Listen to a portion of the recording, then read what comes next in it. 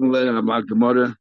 We are today's daf is daf Bava, the first day of Hanukkah, which is interesting. The total number of lights we light on Hanukkah is 36 lights, which is the number of Masechtas that there are in Shas, 36. And today we're learning daf Vav.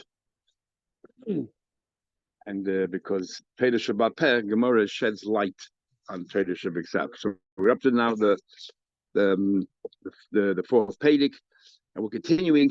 We had an argument, Rabbi Shmuel and Rabbi Akiva, whether you say Yusham HaShard or say Yuchot HaShard, when the Nizik collects by a tam from the animal. According to Rabbi Shmuel, the Mazik owes a debt to the Nizik. And according to Rabbi Akiva, no, the Nizik actually has a share in this in the animal. So in the Mishnah, we have a machlekes between Rabbi Meir and Rabbi Shimon. Rabbi Meir was a student of Rabbi Akiva and was a student of Rabbi Shmuel. In fact, we had two opinions of Gemara, who he learned from first and who he learned from second.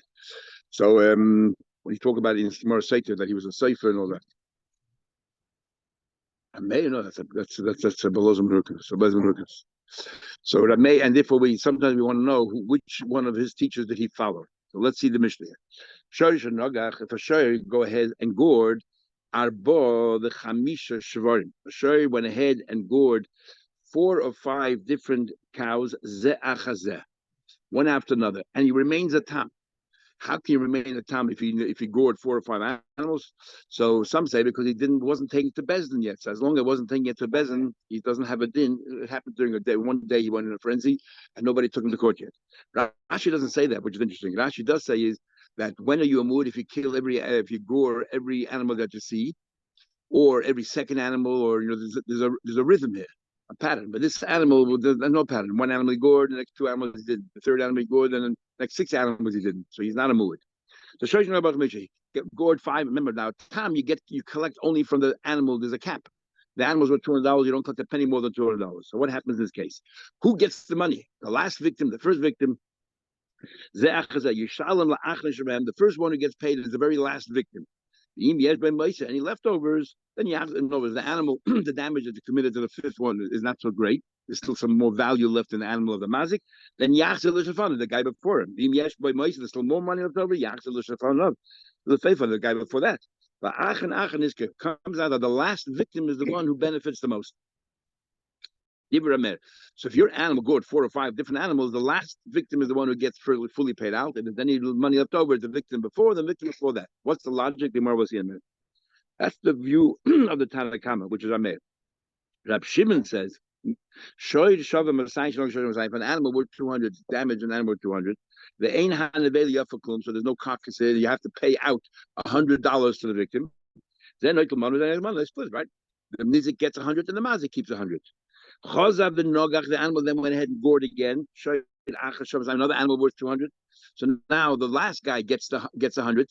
So and you only have left $100 in the mazik's animal, and then the first guy splits it with the mazik. Each one keeps 50. The last guy gets 100 because that's that's the damage. It's a tam. The tam pays 100 out of the 200. What's left over in the mazik's animal? Remember, a tam you only collect from the animal. What's left over in how much value is left over in the mazik's animal? $100, but he also gored somebody beforehand, so you have to split with the nizik and that be 150-50. Each one takes 50. What about chazav and nogach? We did it again. So the last guy gets 100. The second victim, the 3 victims are. The third victim gets 100. The animal still has 100 left for the mazik. So the second victim splits that 100 with the mazik, so he gets 50. How much does the mazik have left? How much value left in that animal? 50. And he split that with the first victim, so each one gets 25. Each one gets dinner, which is 25. It's a type exactly. Okay, now the Gemara will explain. Masnisin. So Rameir, who's a student of Rabbi Shmuel and a student of Rabbi Akiva, which one of those two does he follow in this case of here when we say the Machlek? Rabbi Shmuel says that the mazik has a debt, and Rabbi Akiva says that the nizik has a share in it. That what Masnisin mani l'chayda doesn't fit in. Not now when we say Masnisin, we mean Rameir. L'chayda not like Rabbi Shmuel, not Rabbi Akiva. Let's go through it. Why not? Iki Rabbi Shmuel holds millies of debt. We know when there's a debt, who collects first? The lender or the first lender? Who has the first? Debt over there. Priority is the first lender, and here you say go the last victim. The very first debt that you had, the first nizik, he has the first right to get paid, and that's it. Rabbi Akiva, if Rabbi Akiva says what? That the nizik has a chelik in the, every nizik has owns part of the animal. Toida the shutvihu. So what? So therefore, you have 3 or 4 victims lined up. Each one of them is now a partner in this animal. So why do you say that if there's only some money left over, only the penultimate victim gets it? No, they're all partners in this animal already. Why should the first guy lose out? He should get something straight away. Even if there's not enough left over, divided equally between all of them. They're all partners in this animal. They're all partners. You'll get it. Amar Rav says, I'll tell you what I made hold. The mayor follows his Rebbe Rabbi Shmuel, and therefore it's only a debt. No, if it's a debt, the first lender should be the one who has a right priority. Your question is why Achanach and Isker should be the first guy. Talking about a case here where you're right. But we learned before the Balchayv, a later Balchayv grabs the money since he's entitled to it, even though in the law is a priority, the first guy should get it. But if you grabbed it, you grabbed it. But now goes a step further. The Nasa Olav Kashay Mesachar, because the last guy grabbed it, this last guy grabbed it, he now becomes a Shem Mesachar, because remember, part of the animal belongs to the owner, Mazik. The Mazik is no longer involved there. So Rabbi comes along and says there's no Mazik anymore. The Mazik did the first animal, but then one of the victims grabbed the hold of the animal. The first victim grabbed the hold of the animal. The moment the first victim grabbed hold of the animal, he's watching the animal on behalf of the Mazik as well. So any further damage that happens, the Mazik is out of the equation. He's out of it. But the Nizik now took over. The Nizik took a responsibility. He took over. And therefore, there's more damage that's happening now. The Nizik is the one who's responsible. So that's why he loses out. and how is he getting paid by Shem Mesachar? He get paid. He's getting paid because he's going to get half of his value because he's mining the animal for the Mazik. He's going to get his chelik to cover his costs, right? He'll get recompense for what the damage happened to the animal. The Nasa Shem Mesachar Zikin. Says the Gemara, if so, the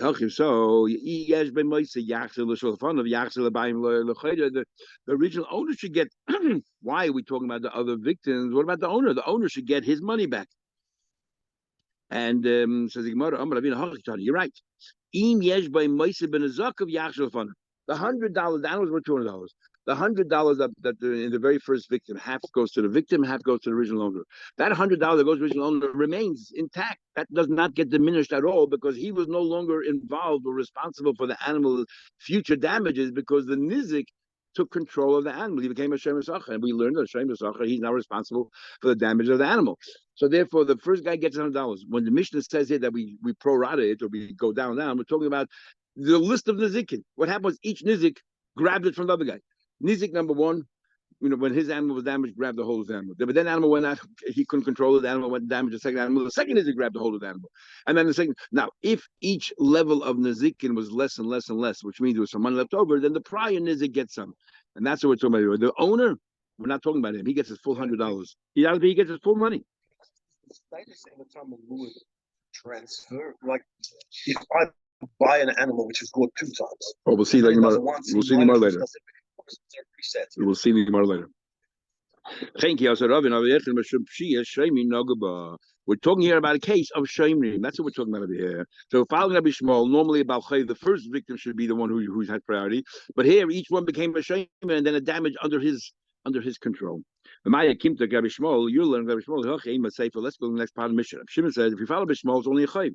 Shimon says, Shoy Shava Masayim Shanoga, Shoy Shava Masayim, the Ein Avenu Kulum. You're right. There's no carcass, no value. Zen Noitel Mana, Zen Noitel Mana. Each one takes 100. Then Chozav and Nogar Shoy Achar Shava Masayim. Then he committed a second damage of another animal that was $200. So Achar Noitel Mana, the last guy takes 100.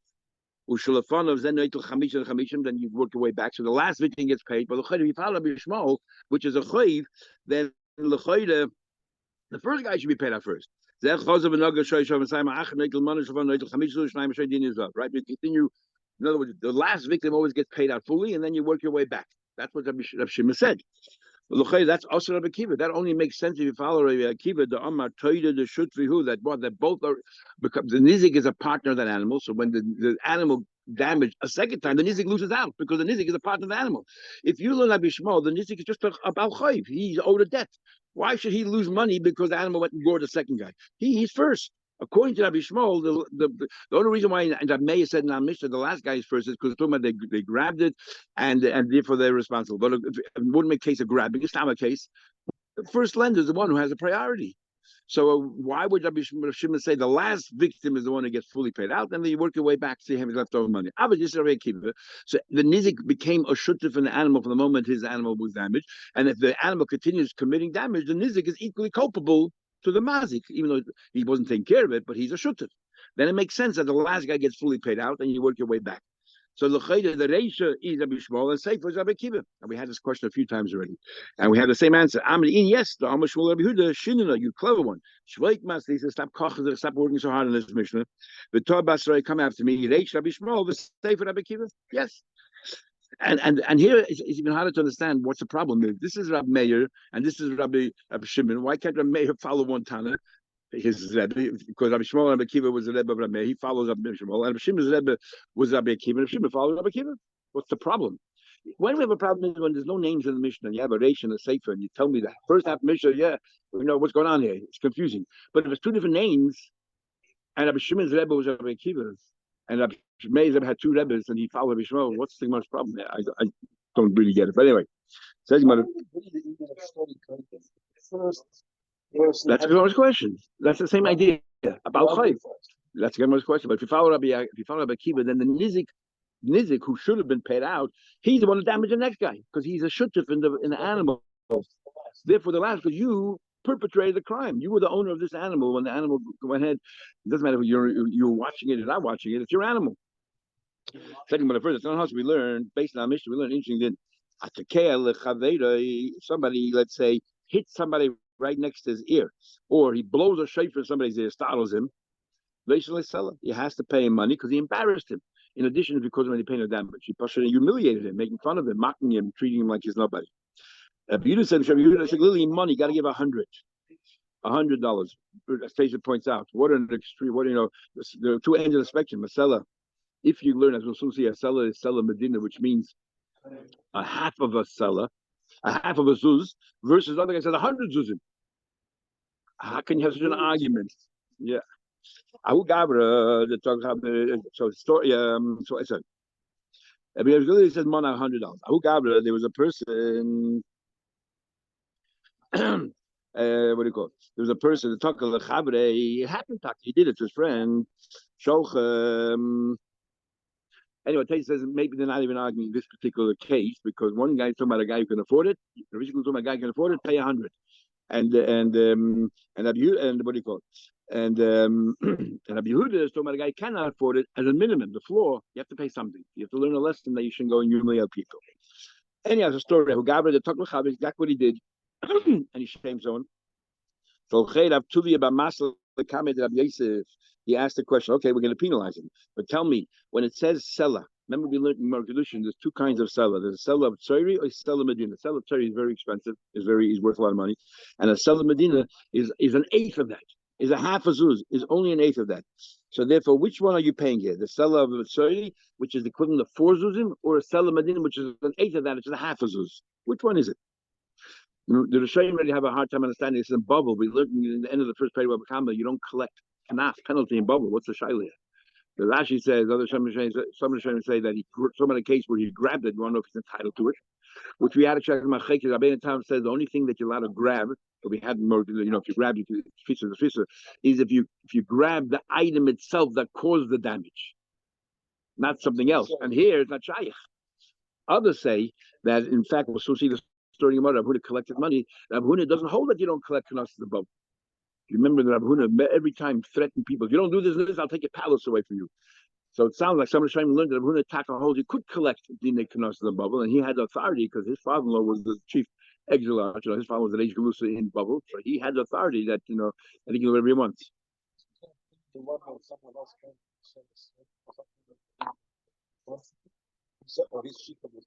That was a Ram, I think. But generally, he was it was also pretty tough. Second mother. He told him, "You don't do this and this." He had an argument with a lot of other Amoraim. He said, "I don't care. I'm right. If you don't do this, I'll punish you." Anyway, second mother. Omelette. So we learned. Says our Mishnah. You want to know what kind of seller is? I'll tell you. Says the Mishnah. The Mishnah breaks it down.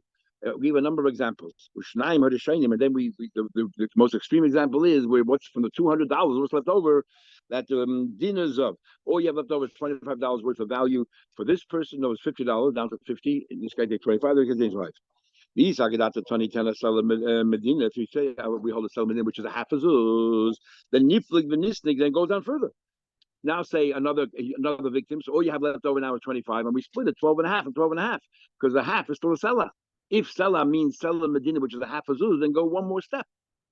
The fact that we don't break down to half numbers is because our seller in the Mishnah is talking about 4 zuzim, not a half a zuz. I'm like, Tana, that's not proof. Tana kiroichli was like if somebody sells perfume, lace well, he can go give you every single example. He gave you a few ideas, and you work it out yourself. He gave you the formula. My havila, bottom line. For sure, they resolved but I've called kesef the kesef is kesef trading. The trading mandate you have to pay kesef 50 kesef, for humiliating, a man and woman, and so on and so forth. Then you pay proper kesef, which is kesef trading. But if it's the rabbanon who issued a penalty, then kesef medina you pay the smaller amount, the kesef medina, which is an eighth of that amount, which is a half a zuz. Amlahu gavra. So this person, okay, he was told to pay half a zuz. He said, look.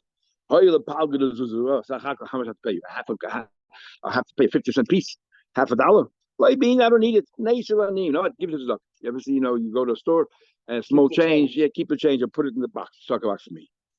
Hold it on, but then he changed his mind. You know what? I want it. I'm sorry, I want to have a good cold drink. I want to enjoy myself. Give it to me. Too late, can't change your mind. The poor already were acquired. How? They're not even here. I am an extension of the poor. Big machek is Rishonim here. Some of the Rishonim say, and the Goyim, from here's a proof that once you make a promise to give tzedakah, you can never change your mind. This guy said, "I'll give it to tzedakah," but he didn't yet give it to tzedakah. He just said, "I'll give it to tzedakah," and yet Rabbi Yosef said. Forget you could. Rabbi Yosef said the only reason why you cannot change your mind. Forget all the way around. Rabbi Yosef said the only reason why you cannot change your mind is because I'm representing the name. Had it not been for that, you could have changed your mind. There's a raya that you said to give tzedakah, you can always retract. You could retract. The Rif disagrees.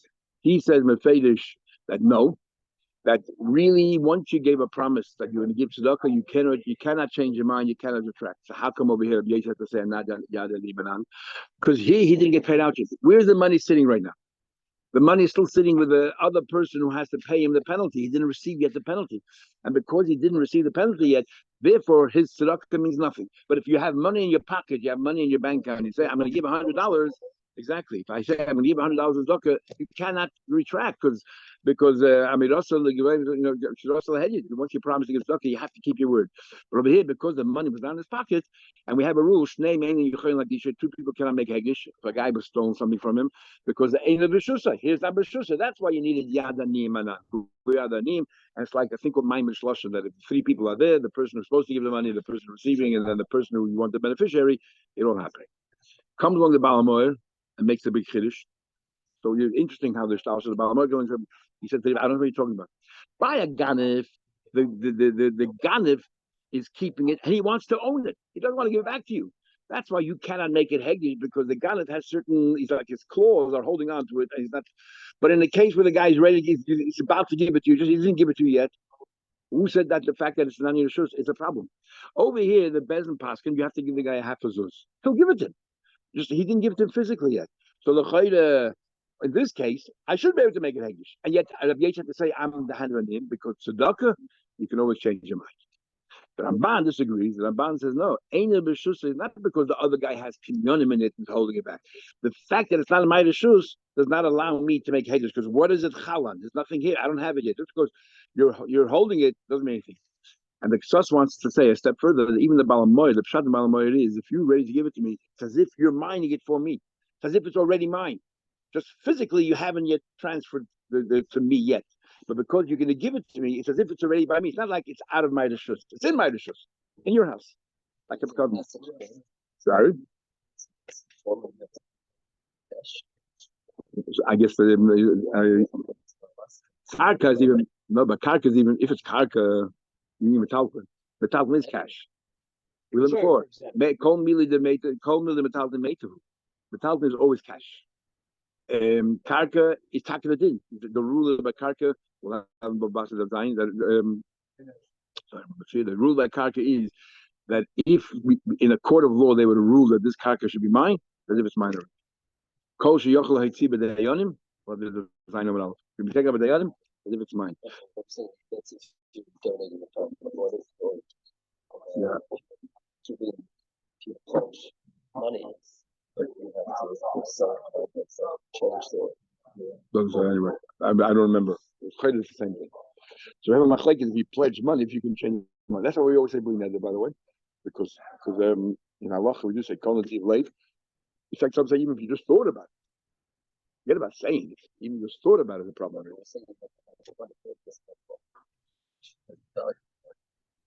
Value money is the same as money. What about a case where he has no money at all? He has to borrow the money. What happens then? That's the question. Okay, talking about it further. How do I know that we represent the name? We know that in Kama Shemitah, all your loans get cancelled. And the only way to not cancel it if you have, let's say, a security of property, so therefore the property rate is if I got paid.